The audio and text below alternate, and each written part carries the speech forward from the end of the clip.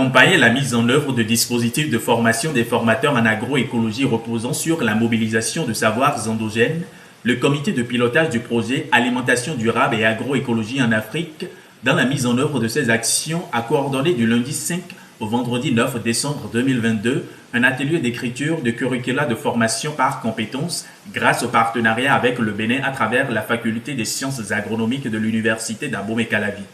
Nous avons gagné un appel à projet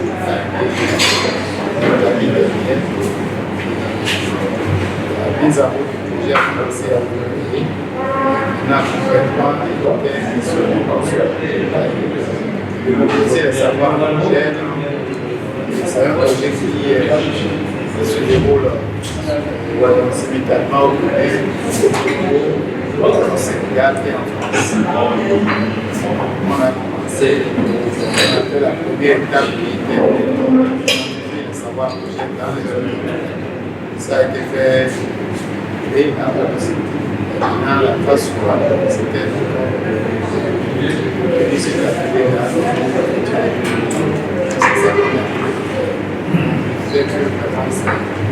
c'est un événement parce que ça fait donc, je m'appelle Jean-Pierre Manceau.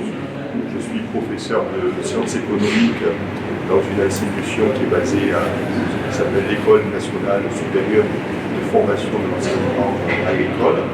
Et je pilote un projet de recherche-action sur l'agroécologie. La volonté, c'est de restaurer les pratiques agroécologiques à travers ce que l'on appelle des savoirs endogènes locaux. Et le projet associe 4 territoires, un territoire en France, dans la région Occitanie, et 3 territoires, donc au Bénin, au Sénégal et au Togo. Et dans le cadre de ce projet, l'intention est d'assurer la diffusion d'une meilleure technique agricole reposant sur ces fameux savoirs endogènes. Et dans le cadre des ateliers qui ont été mis en place au Bénin, notre objectif est de construire des dispositifs de formation pour assurer l'essaimage autour de ces savoirs, à travers notamment la mise en place de formation de formateurs. Et nous espérons, avec l'ensemble des collègues qui participent à ce projet, que notre recherche-action va déboucher sur des effets de multiplication dans les différents territoires que je viens de citer.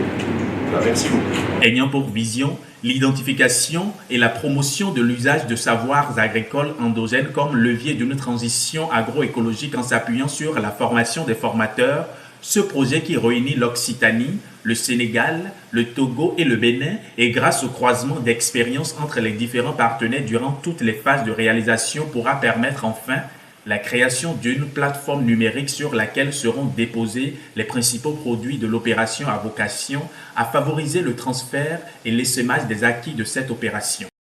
Donc la dynamique a consisté donc à élaborer une maquette ou des curricula de formation des formateurs qui vont former donc les bénéficiaires dans l'implémentation de ces savoir-faire. Chaque pays participant bien représenté rentre avec satisfaction et beaucoup de notions nouvellement acquises.